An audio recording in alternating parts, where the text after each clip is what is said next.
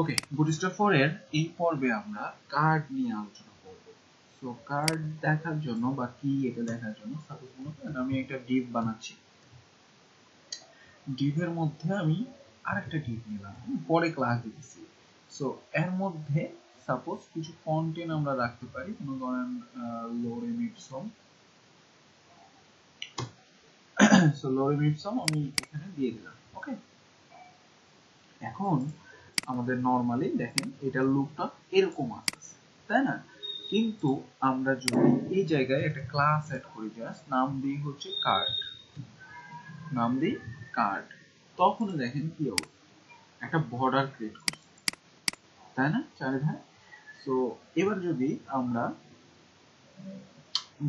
কি করতে পারি, এবার আমরা জাস্ট এর মধ্যে একটা ক্লাস অ্যাড করতে পারি, নাম হচ্ছে কার্ড বডি। তখন দেখবেন আরো আমাদের স্পেস তৈরি হচ্ছে, ওর ভিতরে আসলে প্যাডিং তৈরি হয়েছে, প্যাডিংটা। ওকে, এখন যদি মনে করেন যে এর ভিতরে আমি একটা H2 নিতেছি, এখানে সাপোজ মনে করেন আমি লিখলাম হচ্ছে card title. So title,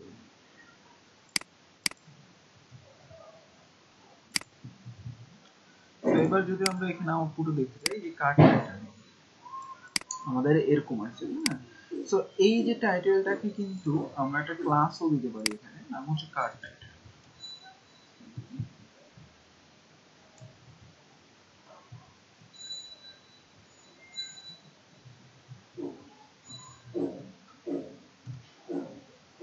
class দিতে পারি কার্ড টাইটেল। ওকে, নাও সেভ যদি করি আমরা দেখতে পারবো যে এখানে এইটা। সো আমরা ইনস্পেক্ট এলিমেন্ট করলে আসলে কার্ড টাইটেলের মধ্যে কি অ্যাড করা আছে সেটা দেখতে পারবো। এই যে দেখেন মার্জিন বটম দেওয়া আছে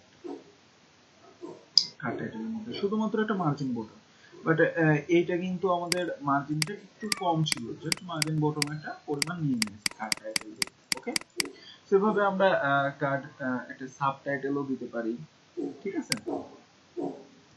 সো এখন যদি আমরা এই যে এখানে মনে করেন একটা আরেকটা ডিপ নিলাম, যেটার মাধ্যমে আমরা হেডার অ্যাড করতে চাচ্ছি।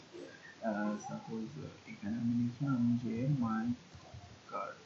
হ্যাঁ, সো নর্মালি এখন আমাদের কেমন দেখায়, আমরা যদি এখানে যাই, এই যে দেখেন মাই কার্ড এরকম আছে, তাই না?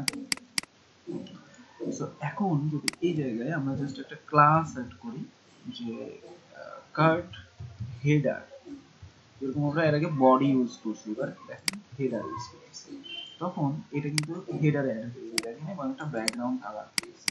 সো চাইলে এই ব্যাকগ্রাউন্ড কালারটাও আপনারা চেঞ্জ করে নিতে পারেন, যেরকম আমরা এর আগে দেখছি এখানে বিজি, সাপোজ প্রাইমারি বা ডার্ক যা ইচ্ছা ইউজ করতে পারেন।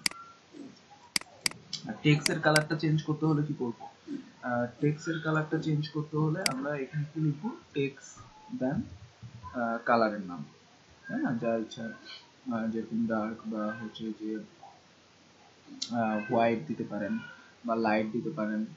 আমি সাপোজ হোয়াইট দিলাম সাদা করার জন্য। হ্যাঁ, ওকে, তো এরকম ভাবে পারফেক্টলি আপনি করে ফেলতে পারেন। সো হেডারের মতো আমরা যদি ফুটারে একটা কোনো কিছু অ্যাড করতে চাই, মনে করেন ডি নিলাম, নিয়ে এখানে সাপোজ লেখা থাকলো 2 days দেন এটার মধ্যে আমরা একটা ক্লাস অ্যাড করে ফেলতে পারি, নাম হচ্ছে কার্ড ফুটার। ফুটার সেভ নাও যদি যাই, এই যে উপরটার মতো এটাও কিন্তু চলে আসছে। ওকে, সো কার্ড ফুটার, কার্ড হেডার, কার্ড ফুটারের মধ্যে আমরা যদি একটু ইন্সপেক্ট এলিমেন্ট করি, দেন কার্ড হেডার যেটা করছে দেখেন যে এখানে বর্ডার রেডিয়াস দেওয়া আছে, কিন্তু এটার মধ্যে কিন্তু বর্ডার রেডিয়াস আপনারা হচ্ছে যে এটার মধ্যেও হচ্ছে যে বর্ডার রেডিয়াস দেওয়া আছে এবং এই যে প্যাডিং দেওয়া আছে, দেখেন ব্যাকগ্রাউন্ড কালার দেওয়া আছে, বর্ডার টপ দেওয়া আছে, কার্ড ফুটার ইয়ারে তেমন ভাবে কার্ড হেডারে যে padding, margin, bottom, border, bottom, হ্যাঁ পার্থক্য আছে অবশ্যই। সো এইভাবে আপনি দুইটা আলাদা আলাদা এভাবে ইউজ করতে পারেন হেডার এবং ফুটারের জন্য, ঠিক আছে। এটারও চাইলে এখন হচ্ছে যে ব্যাকগ্রাউন্ড কালার, টেক্সট কালার ইচ্ছা মতো বা লেখাটা সেন্টারে ইচ্ছা মতো আপনি নিয়ে যেতে পারেন, নো প্রবলেম। সো আমরা যদি সাপোজ মনে করেন আমরা সেন্টার নিতে চাই, তাহলে কি করতে পারি?